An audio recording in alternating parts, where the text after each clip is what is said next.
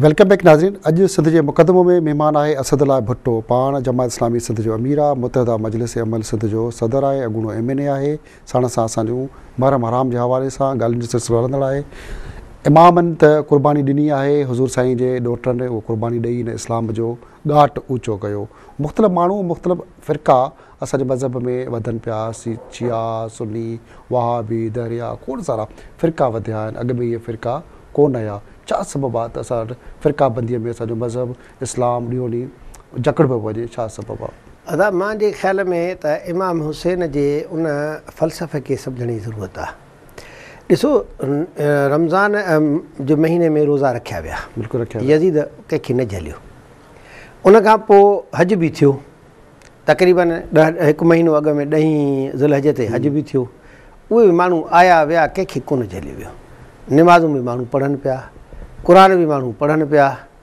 त बाक़ी उहो कहिड़ो दीन जो हिसो हुयो जंहिं दीन जे हिसे में यज़ीद जेको आहे उहो ख़लल विधो। मुतफ़िक़ा अलह जेका ॻाल्हि आहे उहा इहा आहे त यज़ीद हिकु त जेको ख़िलाफ़त जो निज़ाम हुयो त पहिरियों माण्हुनि खां वोट वरिता वेंदा, उनजे राय सां ख़लीफ़ो थींदो, उनजे बजाए पाण जेको आहे अची करे इक़्तिदार ते कब्ज़ो कयनि जी अॼु कंदा आहिनि, इहो जेको आहे इहो तरीक़ो यज़ीद इख़्तियार कयो। हिकु त इमाम हुसैन उनजे इन तरीक़े जे ख़िलाफ़ु हुयो त बाबा जीअं हज़रत अबू बकर सिद्दीक़ माण्हुनि खां राय वरिती, बैत वरिती, हज़रत उमर साईं वरिती, हज़रत उस्मान साईं वरिती, हज़रत अली साईं वरिती, रिज़वान ताला अलैहिम अजमईन, ईअं तव्हां माण्हुनि खां राय वठो। ॿी ॻाल्हि जेका आहे उहा इहा आहे त हुन बैतुल माल माना सरकारी ख़ज़ानो जेको आहे उहो पंहिंजी मिल्कियत करार ॾिनो, जंहिंखे वणे तंहिंखे ॾेई छॾे। यज़ीद पंहिंजो जीअं मुख़्तलिफ़ असाड थींदो रहियो। हा, इन करे हज़रत इमाम हुसैन खे ॾिठो त उन नंढे हूंदे वाक़िअनि में ईंदो आहे त हिकु दफ़ो इमाम हुसैन सफ़ा नंढड़ो ॿारड़ो हुयो त उन हिकिड़ी खारक खणी वात में विधी जेका सदके जी, ऐं सदको जेको आहे उहो नबी साईं जे ऐं आल जे मथां हराम आहे। इन करे नबी साईं आंगुर में विझी कढी वठो, न इहा हराम आहे तुंहिंजे लाइ। न, हुन त उहा तरबियत वरिती। हुन हज़रत अबू बकर साईं खे ॾिठो, हज़रत उमर साईं खे ॾिठो, हज़रत अली साईं खे ॾिठो, पंहिंजे पीउ सैयदना अली खे ॾिठे, रिज़वान ताला अलैहिम अजमईन खे, पंहिंजी वालदा सैयदा फातिमत ज़हरा खे ॾिठे। त हुन त इहो ॾिठो त हे त उहे हस्तियूं हुयूं जेके तसवुर बि न पियूं करे सघनि। हा, त उनजे करे हुनखे सम्झ में न पियो अचे त हे जेको हाणे बैतुल माल में लुट मार आहे, रुश्वत आहे, करप्शन आहे, इन जे ख़िलाफ़ु इमाम हुसैन उथियो। ऐं टीं ॻाल्हि जेका आहे उहा इहा आहे त इमाम हुसैन आली मुक़ाम जो मुतालबो इहो हो त बाबा इज़हार राय जी आज़ादी हुजणु खपे। माण्हू आज़ादु आहे, कंहिंजो ग़ुलाम न आहे। यज़ीद माण्हुनि खे ग़ुलाम बणाइनि पिए चाहियो। तंहिं करे इमाम हुसैन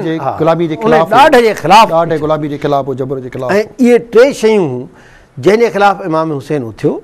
ऐं एॾी वॾी जिदोजहद कंहिं जो तारीख़ में अहिड़ी जिदोजहद नज़र नथी अचे।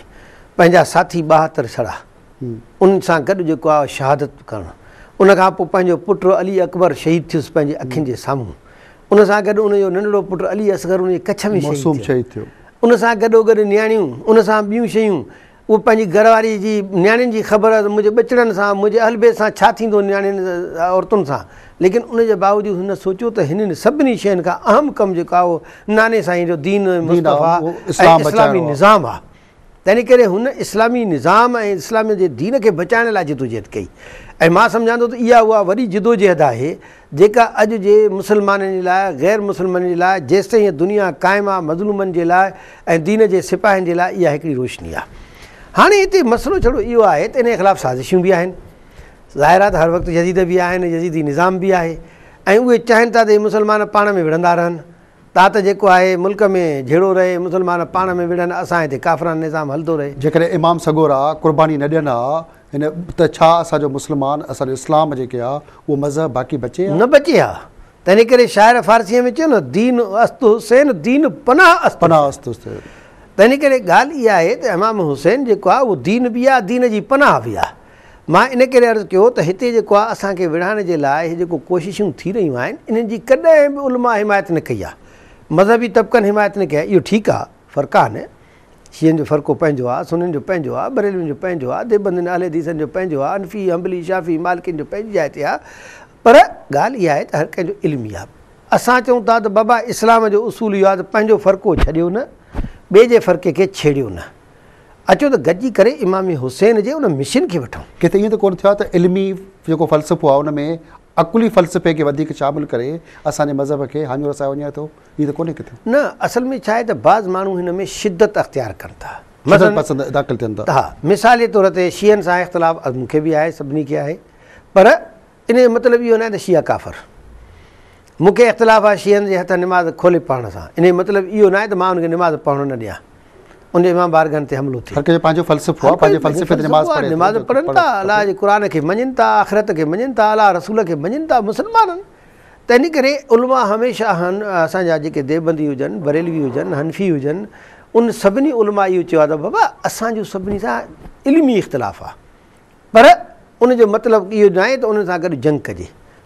इन करे उनखे क़तल करणु मारणु इहा जेका आहे ताग़ूत जी साज़िश आहे, इहा जेका ॿाहिरियां मुल्क जा माण्हू ऐं यज़ीदी क़ुवतूं जेके आहिनि असांखे विड़ाइणु चाहिनि थी। किथे ईअं त कोन्हे त मुख़्तलिफ़ जेके यज़ीद जो टोलो जेको उनजा वसातारी उनजो नस्ल उहे माण्हू अॼु बि मुस्लमाननि खे पाण में विड़ाए छिड़ विछड़ करण जी साज़िश न पिया। इहा त बिल्कुलु सही था चओ पिया। हाणे ॾिसो न, तव्हां इहो अंदाज़ो लॻायो त असांजे मुल्क में इहे जेके दहशतगर्दनि जा हमला थियनि था, हाणे हमिलो थियो इन ते पंहिंजो अब्दुल्ला शाह गाज़ी ते दरगाह ते, हालांकि मुस्लमाननि जे अक़ीदे मुताबिक़ चाहे उहो कहिड़े बि फ़र्क़े जो हुजे, लाहौर में दाता दरबार ते थियो, त उन में जेको आहे कहिड़ो बि मुस्लमान हुजे, आम मुस्लमान जो अक़ीदो आहे त कंहिं बि आम माण्हूअ जे क़बर जे मथां बाहि ॿारणो, उन क़बर खे ड्राइणो, उन क़बर में मथां धमाका करणो या कोई बि जेको आहे बेहरमती करणु, इहा जाइज़ ई न आहे, जाइज़ कोन्हे। पर उनजो ॿियो पहलू बि आहे। मां जेको पहलू अर्ज़ु पियो कयां उहो इहो आहे त हिते अब्दुल्ला शाह गाज़ी जे उन ते धमाको थियो, ऐलान थियो त बाबा हे मुंडी ॾेखारियईं, बाबा हीअ मुंडी आहे, हे माण्हू जेको आहे दहशतगर्द हुयो, हे उनजी ख़ुदकुशी हमिलो कयो आहे, ऐं उनजे पीउ खे बि गिरफ़्तार कयो वियो। उनखां पोइ चंद ॾींहंनि खां पोइ ख़बर पई त उहो माण्हू जीअरो आहे, घर वेठो आहे। इन एॾो कूड़ मुस्लमान खे विड़ाइण लाइ त जीअं छड़ो देवबंदी ऐं बरेलवी जहिड़ो थिए। साॻी रीति हिते जेको आहे अॻे 10 मुहर्रम ते जेको बुल्टन मार्केट ते हमिलो थियो, जेको बम धमाको थियो, हिकिड़ो मुंहुं कढी ॾेखारियो त बाबा हे चहिरो जेको आहे हे ख़ुदकुश हुयो। शीयनि पाण प्रेस कॉन्फ्रेंस कई त बाबा हे त असांजो मोमिन आहे, हे त असां सां गॾु जेको आहे ताज़ीअ में शामिल हुयो, हे कीअं थींदो? उनखां पोइ चऊं साईं साइकिल बम, माना इहा क़ौम खे बेवकूफ़ बणाए पियो वञे। ऐं दाता जे दरबार ते बि इन करे हमिलो कयो त जीअं उते बरेलवी देवबंदी जहिड़ो थिए पंजाब में। डॉक्टर सरफराज़ नईमी रहमतुल्लाह अलैह खे शहीद कयो वियो। अहिड़े नमूने सां जेको आहे रहमान बाबा जे क़बर ते जेको आहे सरहद में जेको आहे उनजे धमाका कया विया। असां उन सभिनी मज़म्मत कई आहे, हर फ़र्क़ी कई आहे। ऐं अहिड़े ई नमूने सां असां सभिनी मुस्लमाननि खे अपील कंदासीं त बाबा हे मुहर्रम जेको आहे इन में अमन सां रखणु असां सभिनी मुस्लमाननि जी ज़िमेदारी आहे, ऐं इमाम हुसैन सां मोहबत जो तक़ाज़ा आहे। असांजे इन ख़ासि ॾियारनि में दहशतगर्दी जा वाक़िया थींदा रहंदा आहिनि, पाण ते पाण ॻाल्हाईंदासीं 15 ब्रेक खां पोइ। नाज़रीन, अॼु असां सां महिमान असदुल्ला भुट्टो, जमात इस्लामी सिंध जो अमीर आहे, अॻूणो MNA आहे, साण सां मुहर्रम हराम जे महीने जे हवाले सां, हिन ॾहाके जे हवाले सां ॻाल्हियुनि जो सिलसिलो हलंदड़ आहे। पर नंढड़ी ब्रेक खां पोइ खोड़ सारी ॻाल्हियूं कबियूं।